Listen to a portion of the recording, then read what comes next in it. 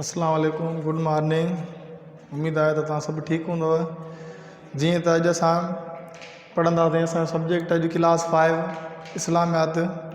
ठीकु आहे, इस्लामियात असां पढ़ीसीं पेज नंबर 34 ताईं। अॼु असां 35 पेज नंबर स्टार्ट कंदासीं। टॉपिक आहे असांजो बाब नंबर 3। टॉपिक आहे असांजो नंबर 2, मस्जिद नबीअ जी अॾावत। अॼु असां मस्जिद नबीअ जी अॾावत जे बारे में पढ़ंदासीं त मस्जिद नबी कीअं ठही। ठीकु आहे, नबी साईं नबी सल्लल्लाहु अलैहि वसल्लम, नबी पाक सल्लल्लाहु अलैहि वसल्लम जन जो उन में कहिड़ो किरदारु हुयो ऐं असाब सगोरनि जो उन में कहिड़ो किरदारु हुयो। ठीकु आहे, उन्हनि कहिड़ो किरदारु अदा कयो। त फस्ट असां लेसन रीडिंग कंदासीं मस्जिद नबीअ जी अॾावत।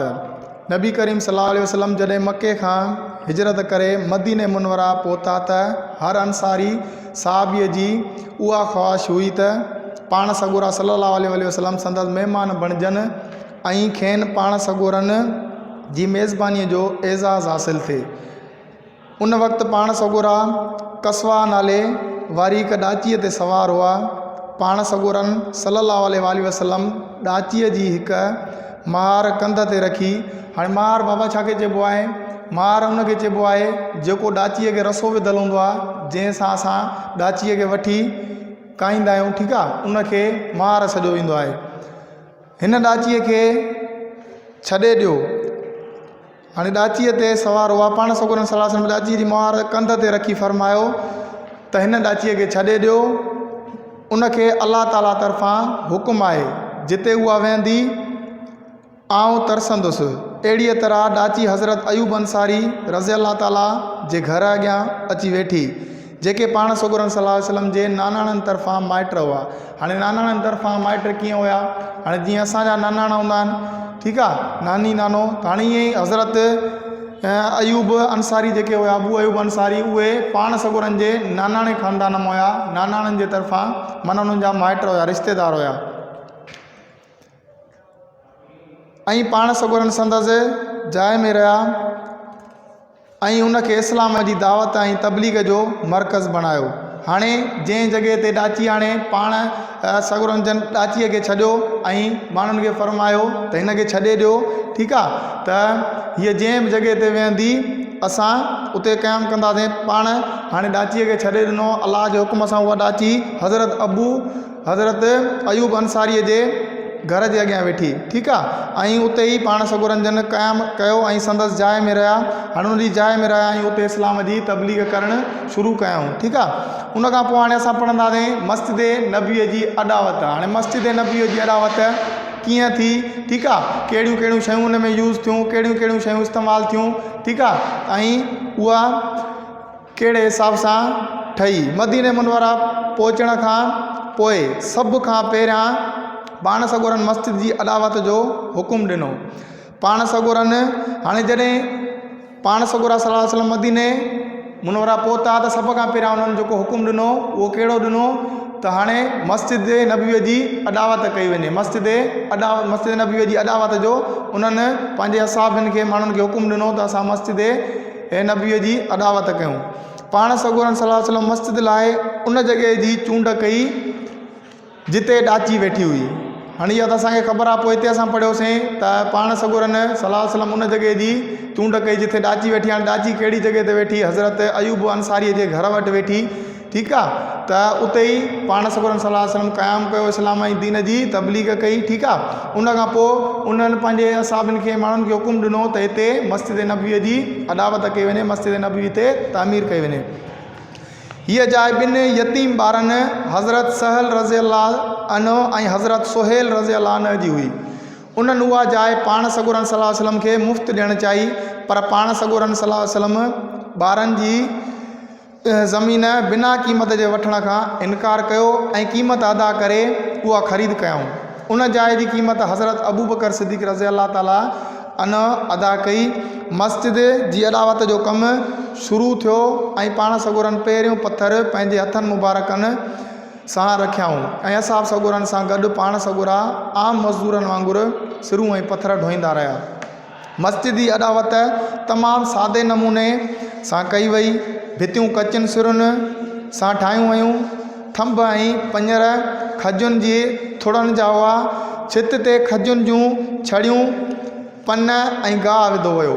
हाणे मस्जिद नबी जेका शुरूअ में ठाही वई, अॾावत कई वई त तमामु सादे नमूने सां ठाही वई, कचियुनि सिरुनि सां, ठीकु आहे। ऐं उन सां गारे जो लिपो ॾिनो, गारे सां ठाही वई। उन खां पोइ खजनि जा थोरा जेके हूंदा आहिनि, खदियुनि जूं जेके सन्हियूं सन्हियूं टारियूं हूंदियूं उन्हनि सां उन्हनि जी छित ठाही वई, ठीकु आहे। त बिल्कुलु सादे नमूने सां मस्जिद नबीअ जी अॾावत कई वई। उन खां पोइ आहे मस्जिद नबीअ जी अॾावत तमामु सादे नमूने सां कई वई। भितियूं कचियुनि सिरुनि सां ठाहियूं वयूं। थंभ ऐं पंजर खजनि जे थुड़नि जा हुआ। छित ते खजनि जूं छड़ियूं, पन ऐं गाह विधो वियो। शुरूअ में मस्जिद जो फर्श कचो, पोइ ज़मीन ते रेत ऐं नंढियूं नंढियूं पथरियूं विछायूं वयूं। मस्जिद में 3 दरवाज़ा लॻाया विया हुआ। मस्जिद जी ड्रेग क़िबले वारी भित खां पोइ भित ताईं 100 हथ मतिलबु 150 फुट हुई, ठीकु आहे। वेकर बि एतिरी या उन खां कुझु घटि हुई। मस्जिद जो बुनियाद अटकल 3 हथ 4.5 फुट ऊनो हो, ठीकु आहे। पोइ जीअं जीअं मुस्लमाननि जी घणाई थींदी वई, मस्जिद जी कुशादी करण जो कमु थींदो वियो। हाणे पहिरियां त जॾहिं मस्जिद जी अॾावत शुरूअ में कई वई त हिकु त सफ़ा सिंपल ऐं सादी ठाही वई ऐं नंढी ठाही वई। पर जीअं जीअं अॻिते हलंदा विया, नबी साईं नबी सर करीम सल्लल्लाहु अलैहि वसल्लम जॾहिं दीन इस्लाम जी तबलीग कई त माण्हू मुस्लमान थींदा विया। माण्हू मुस्लमाननि जो जेको रेशो हुयो वधंदो वियो त पाण सॻोरनि सल्लल्लाहु अलैहि वसल्लम उन्हनि मस्जिद खे कुशादो करण जो फ़ैसिलो कयो ऐं मस्जिद ॾींहों ॾींहुं उन्हनि खे कुशादो कंदा विया, ठीकु आहे, वधाईंदा विया।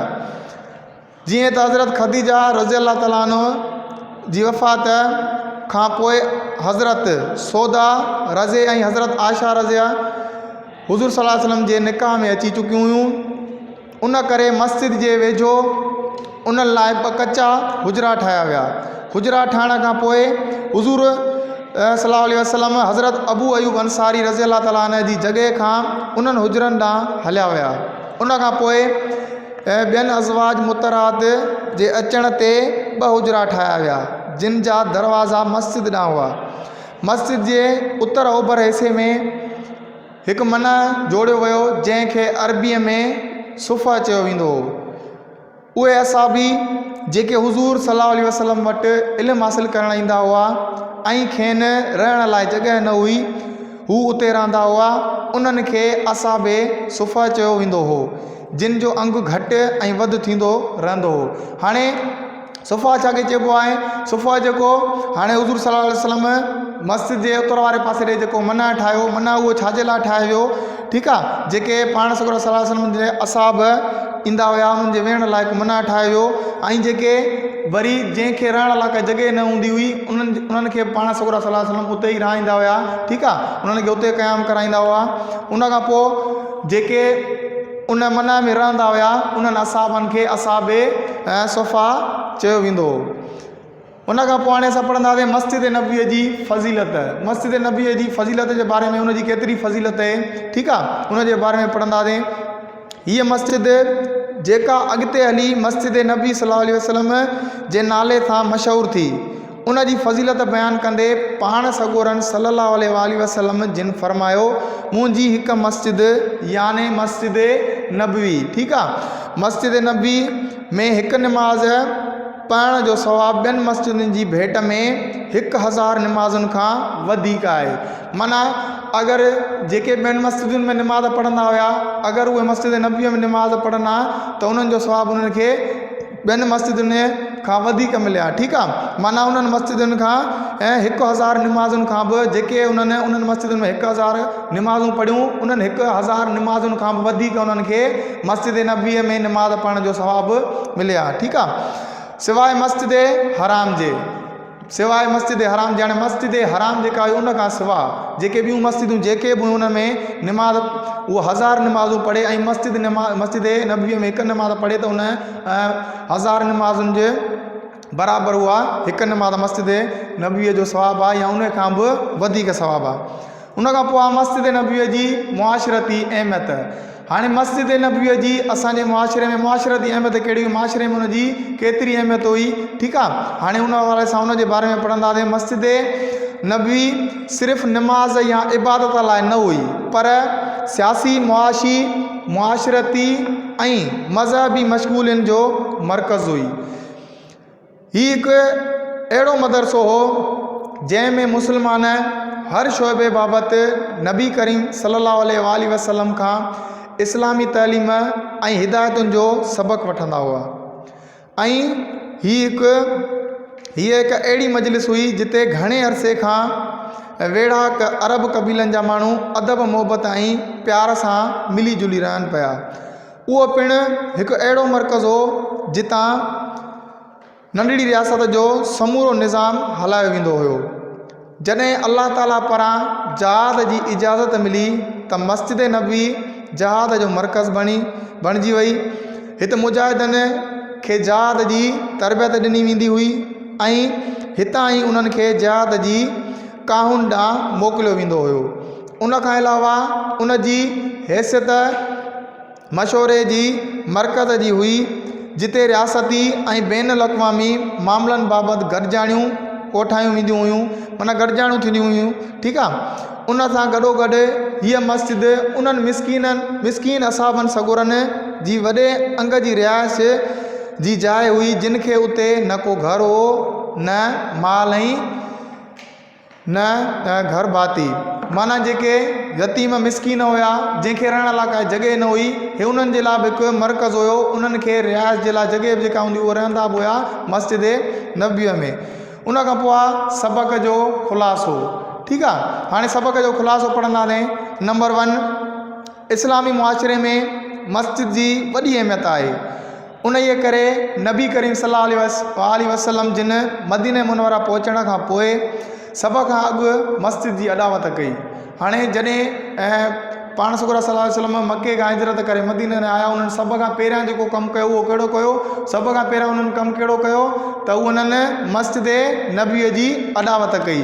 उन खां पोइ नंबर 2 आहे मस्जिद नबवी न रुगो इबादत गाह हुई, माना मस्जिद नबवी जेका हुई सिर्फ़ु इबादत जे लाइ महदूद न हुई त सिर्फ़ु असां उसे निमाज़ पढ़ूं, क़ुर पाक पढ़ूं, इबादत कयूं। ठीकु आहे। सिर्फ़ु उन लाइ महदूद न हुई, पर उहा मुस्लमाननि जी तइलीमी, सियासी, मुआशी ऐं मुआशरती सरगर्मियुनि में सभिनी शोबनि जो मर्कज़ हुई।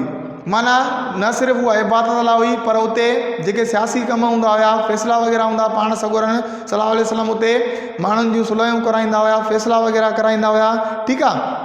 उन खां पोइ दीनी तइलीम खां अलावा पाण सगोरन सल्लल्लाहु अलैहि वसल्लम उन्हनि जी ॿी बि तइलीम जी तरबियत ऐं तालीम जो दर्स ॾींदा हुआ। नंबर 3, मुस्लमाननि खे घुरिजे त उहे मस्जिदुनि खे उहा अहमियत ॾियनि जेका उन्हनि खे नबी करीम सल्लल्लाहु अलैहि वसल्लम जिन जे दौर में हासिलु हुई।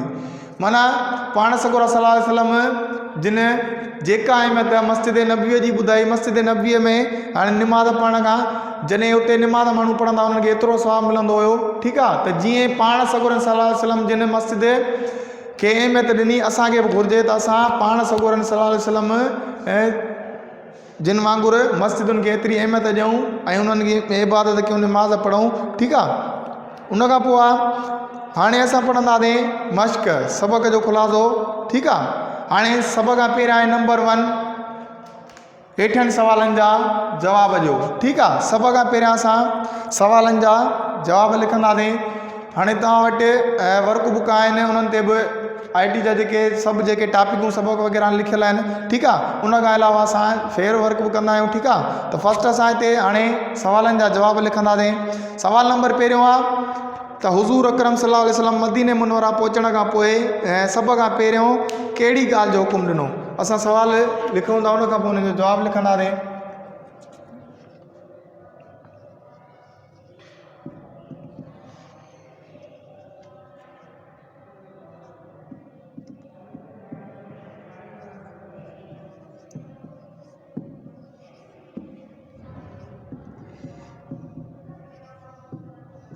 हेठनि सवालनि जा जवाब ॾियो। सवाल नंबर पहिरियों आहे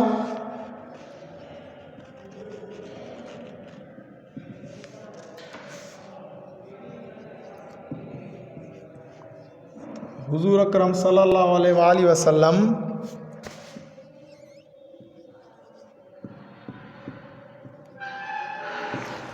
मदीने मुनव्वरा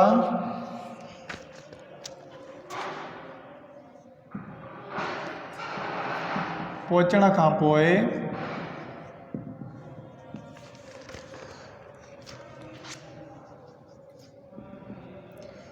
सभ खां पहिरियों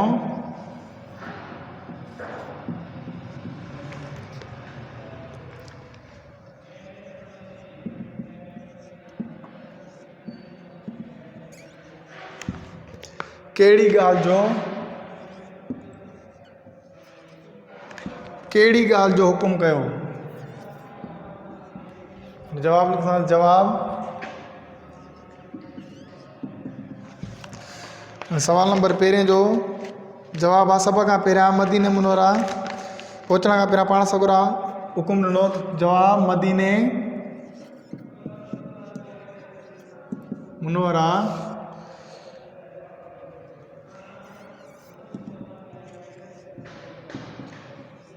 पहुचण खां पोइ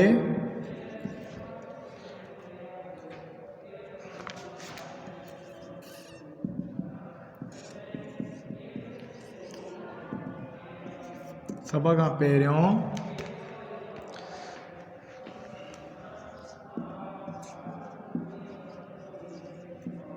पाण सगोरन सल्लल्लाहु अलैहि वसल्लम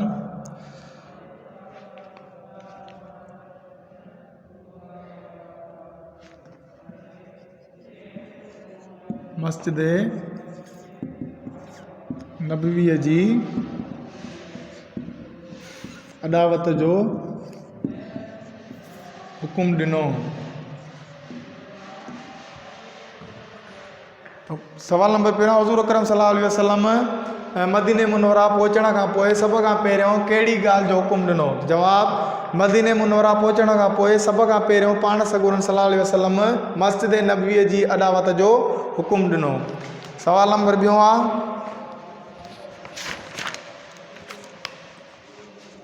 सवाल नंबर ॿियों आहे मस्जिद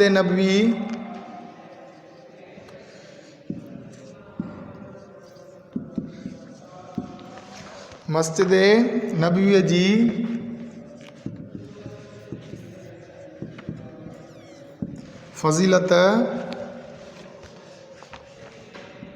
फज़ीलत बाबति पाण सगोरन सल्लल्लाहु अलैहि वसल्लम छा फरमायो। मस्जिद नबवी जी फज़ीलत बाबति पाण सगोरन सल्लल्लाहु अलैहि वसल्लम छा फरमायो। ठीकु आहे। इन जो जवाब आहे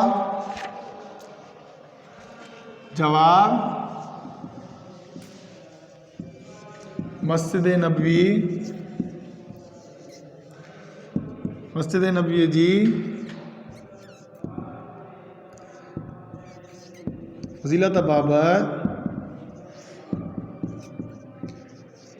पाण सगोरन सल्लल्लाहु अलैहि वसल्लम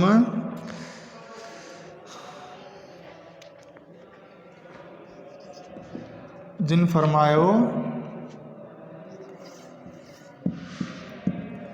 त मुंहिंजी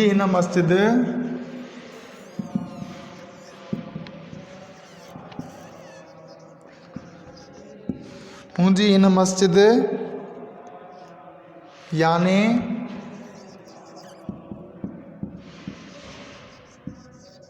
मस्जिद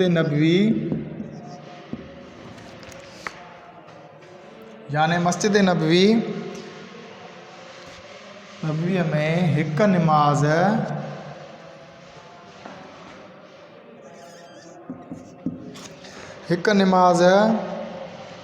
पढ़ण जो सवाबु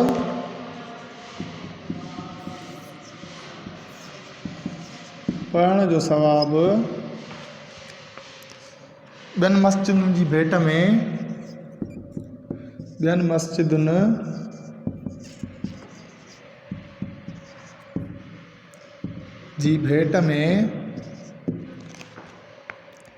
1000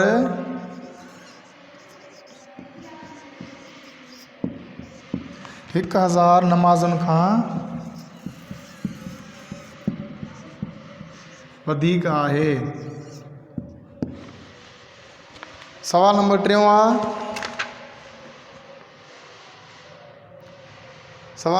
आहे सवाल नंबर 3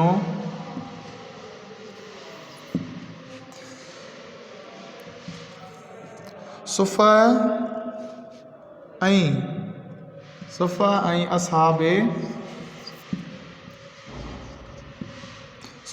असाबे सुफ़ा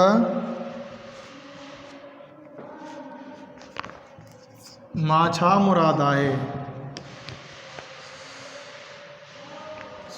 सुफ़ा ऐं असाबे सुफ़ा मां छा मतिलबु आहे? सवाल नंबर 3 सुफ़ा ऐं असाबे सुफ़ा मां छा मतिलबु आहे? जवाब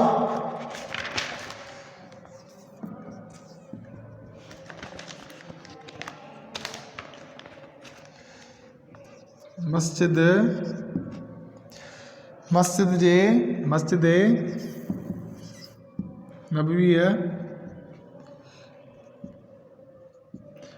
नबवीअ जे उत्तर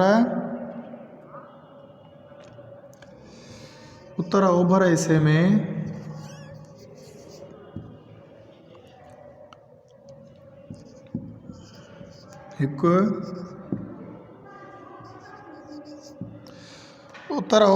में हिकु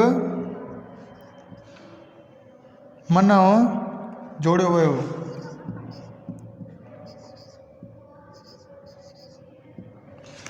वियो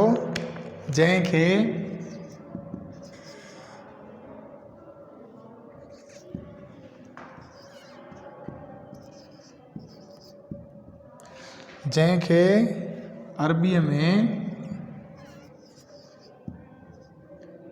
सुफ़ा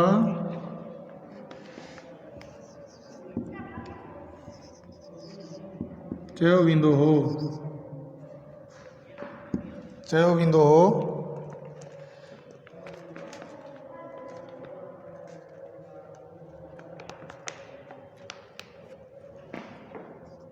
ऐं उहे असाबी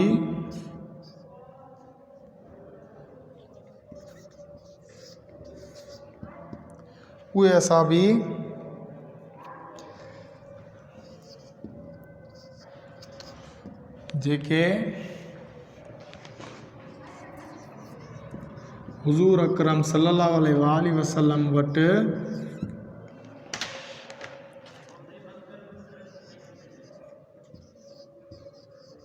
इल्मु हासिल करणु ईंदा हुआ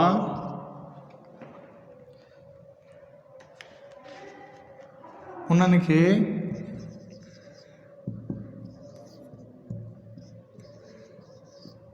असाबे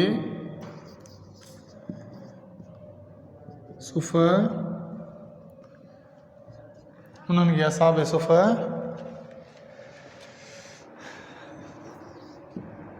चयो वेंदो हो।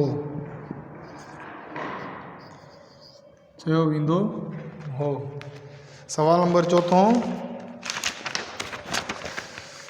नंबर 4 मस्जिद नबवीअ जी मुआशरती अहमियत बयानु करियो।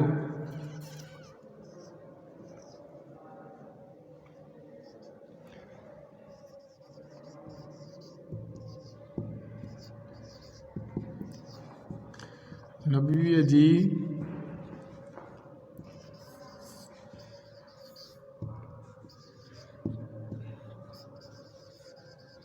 मुआशरती अहमियत बयानु करियो। मस्जिद नबवीअ जी मुआशरती अहमियत बयानु करियो। जवाब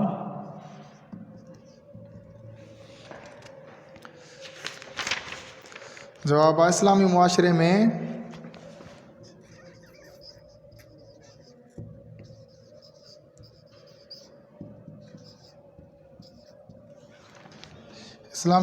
में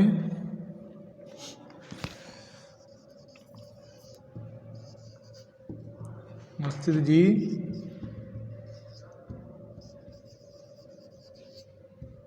वॾी अहमियत हुई।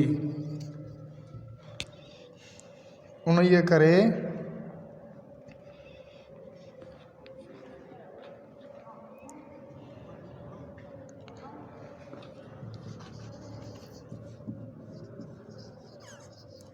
उन्हीअ करे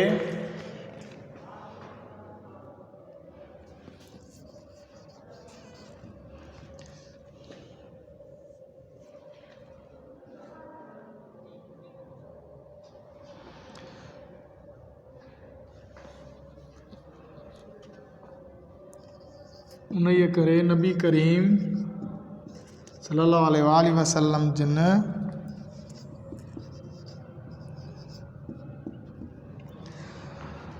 मदीने मुनव्वरा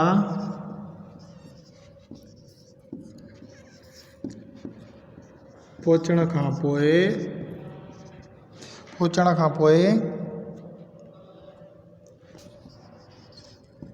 सभ खां अॻु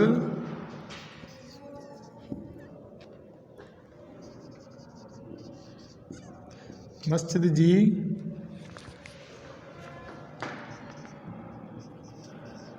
अदावत जो हुकुम ॾिनो।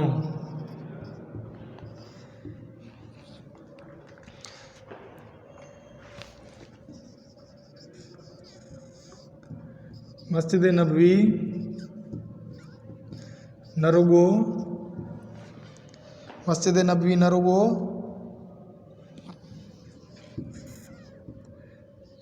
इबादत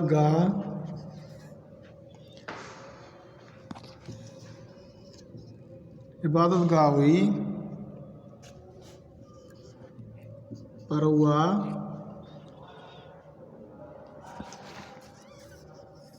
मुसलमाननि जी तइलीमी, सियासी, माशी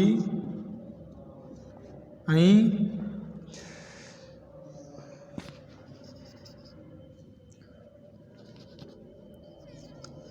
मुआशरती सरगर्मियुनि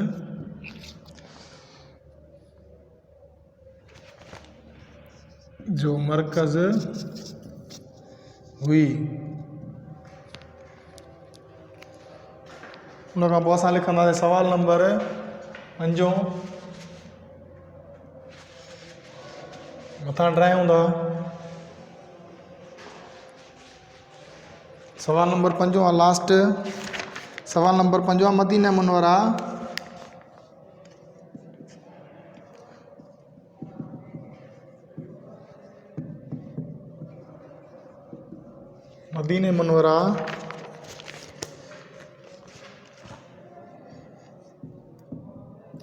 अचण खां पोइ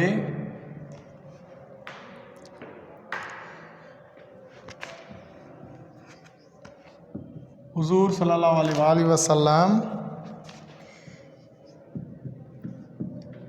जी ॾाची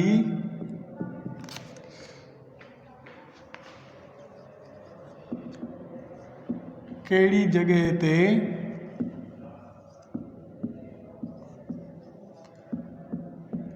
वेठी हुई। हुज़ूर अकरम सल्लल्लाहु अलैहि वसल्लम जिन जी ॾाची कहिड़ी जॻह ते वेठी हुई। जवाब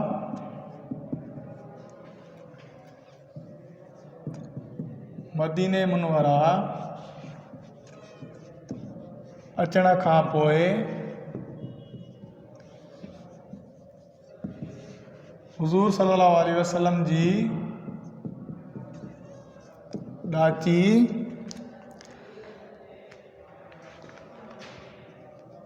हज़रत अबू अयूब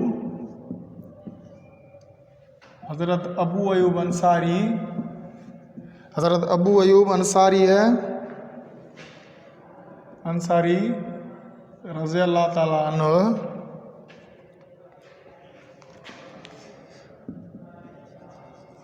जे घर जे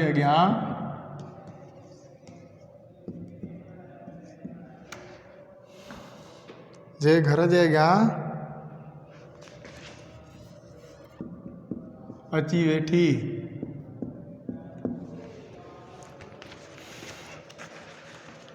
लास्ट सवाल असां लिखी छॾियो। सवाल टोटल सवाल 5 हुया, असां लिखी छॾिया। उन खां पोइ एक्सरसाइज़ उन खां पोइ सही जवाब ते टिक जो निशान लॻायो। हाणे असां किताब खोलींदासीं, किताब ते या वर्कबुक ते सही या जवाब ग़लति लिखियलु हूंदो आहे, ठीकु आहे। जेको सही हूंदो हुन ते टिक जो निशान लॻाईंदासीं। नंबर 1 आहे नबी करीम सल्लल्लाहु अलैहि वसल्लम जिन मदीने ॾांहुं हिजरत करण खां पोइ जंहिं साहबीअ जे घर में तरसिया उनजो नालो हो। हाणे ऑप्शन आहिनि, ऑप्शन नंबर अलिफ आहे हज़रत सअद बिन इबादा रज़ी अल्लाह ताला अन्हु। ऑप्शन नंबर बे आहे हज़रत सअद बिन मुआज़ रज़ी अल्लाह ताला अन्हु। ऑप्शन नंबर जीम आहे हज़रत अनस रज़ी अल्लाह ताला अन्हु। ऑप्शन नंबर दाल आहे हज़रत अबू अयूब अंसारी रज़ी अल्लाह ताला अन्हु। त इन जो ऑप्शन नंबर जेको दाल आहे उहो सही आहे। इन जो जवाबु थींदो हज़रत अबू अयूब अंसारी रज़ी अल्लाह ताला अन्हु। उन खां पोइ नंबर 2 आहे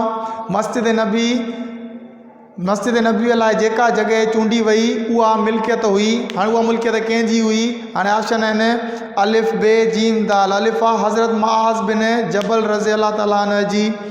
ऑप्शन नंबर बे आहे हज़रत अब्दुल्ला बिन सलाम रज़ी अल्लाह ताला अन्हु जी। ऑप्शन नंबर जीम आहे हज़रत सहल रज़ी अल्लाह अन्हु ऐं हज़रत सुहेल रज़ी अल्लाह अन्हु जी। त हिन जो जवाबु आहे जीम हज़रत सहल रज़ी अल्लाह ताला अन्हु ऐं हज़रत सुहेल रज़ी अल्लाह ताला अन्हु जी। उन खां पोइ नंबर 3 आहे मस्जिद नबीअ जे वेझो अज़वाज मुतहरात लाइ जेके हुजरा ठहिराया विया उन्हनि जो तइदादु हो अलिफ 2 बे 3 जीम 4 दाल 5। त हिन जो जवाबु थींदो अलिफ 2, ठीकु आहे। उन खां पोइ आहे नंबर 4 मस्जिद नबीअ जी ज़मीन जी क़ीमत जंहिं साहबीअ अदा कई हुई उनजो नालो हो हज़रत अली रज़ी अल्लाह ताला अन्हु, हज़रत अबू बकर सिद्दीक़ रज़ी अल्लाह ताला अन्हु, हज़रत अब्दुर्रहमान बिन ऊफ़ रज़ी अल्लाह ताला अन्हु ऐं दाल हज़रत उस्मान रज़ी अल्लाह ताला अन्हु। त हिन जो जवाबु थींदो बे हज़रत अबू बकर सिद्दीक़ रज़ी अल्लाह ताला अन्हु। उन खां पोइ नंबर 5 आहे मस्जिद नबी जी अदावत वक़्तु दरवाज़ा लॻाया विया हुआ। केतिरा दरवाज़ा लॻाया विया हुआ? अलिफ़ा 1 बे 3 जीम 4 दाल 6। त हिन जो जवाबु थींदो बे 3, ठीकु आहे। 3 दरवाज़ा लॻाया विया हुआ। उन खां पोइ आहे खाल भरियो। हाणे असां खाल भरींदासीं। नंबर पहिरियों खाल आहे मदीने मुनवरा में दाख़िल थियण वक़्तु पाण सगोरा डैश ते सवार थिया।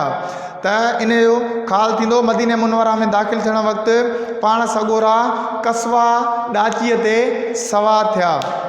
बे नंबर 2 खाल हुज़ूर सल्लल्लाहु अलैहि वसल्लम जिन जे मदीने मुनवरा अचण वक़्तु हर अंसारी साहबीअ जी ख़्वाहिश हुई त हुज़ूर जी डैश जो शरफ़ मिले। त इन में पवंदो मेज़बानीअ जो शरफ़ मिले। इन में पवंदो मेज़बानी नंबर 2 में।